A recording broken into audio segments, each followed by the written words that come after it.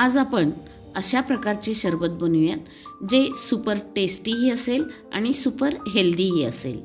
हे बनवलेले सरबत तुम्ही मुलांसाठी हेल्दी ड्रिंक म्हणून सुद्धा देऊ शकता। हे असे सुपर टेस्टी आणि सुपर हेल्दी सरबत तुम्ही मुलांच्या आवडीनुसार विविध फ्लेवर्समध्ये तयार करू शकता। हे असे समर स्पेशल सरबत आजच तयार करून पहा। अगदी झटपट तयार होणाऱ्या अशा सरबतची कृती आपण पाहूयात। इथे मी अर्धा ते पाऊण लिटर दूध छान उकळवून घेत आहे। 4 ते 5 मिनिटांसाठी आपण छान उकळवून घेऊयात। सरबतसाठी लागणारे इतर साहित्य पाहूयात। बदाम, काजू, त्यानंतर एक अर्धी वाटी मी खसखस थोडेसे भाजून घेतलेली आहे।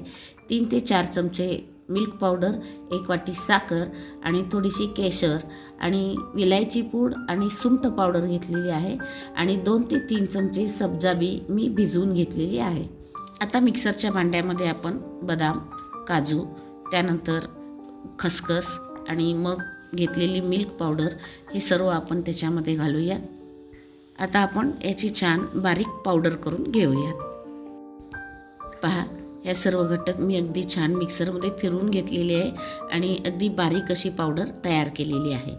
ही अशी बारीक पावडर तुम्ही तयार करून हवाबंद डब्यामध्ये ठेवू शकता आणि जेव्हाही सरबत करायचं असेल तेव्हा तुम्ही वापरू शकता।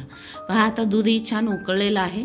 आता या दुधामध्ये आपण 1 वाटी साखर घालून घेऊयात। साखर पूर्णपणे विरघळून घेऊन दूध पुन्हा उकळवून घेऊयात।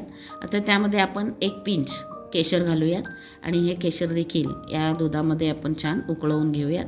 त्यामुळे दुधाला अतिशय छान असा रंग येतो।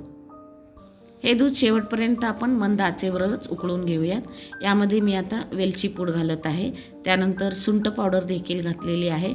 आता हे दोन्ही पावडर आपण छानपैकी दुधामध्ये मिक्स करून घेऊन पुन्हा एकदा उकळवून घेऊयात।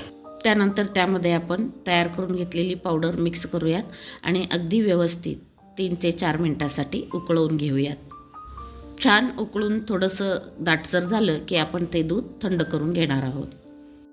पहा, अगदी मस्त असा रंग आलेला आहे आणि मस्त सुगंध देखील येत आहे। थंड झाल्यानंतर सरबत सर्व करताना ग्लासमध्ये आणखीन आपण आईस क्यूब्स घालूयात आणि वरून भिजवून घेतलेले सब्जा बी 1 चमचा आपण त्यात मिक्स करून घेऊयात।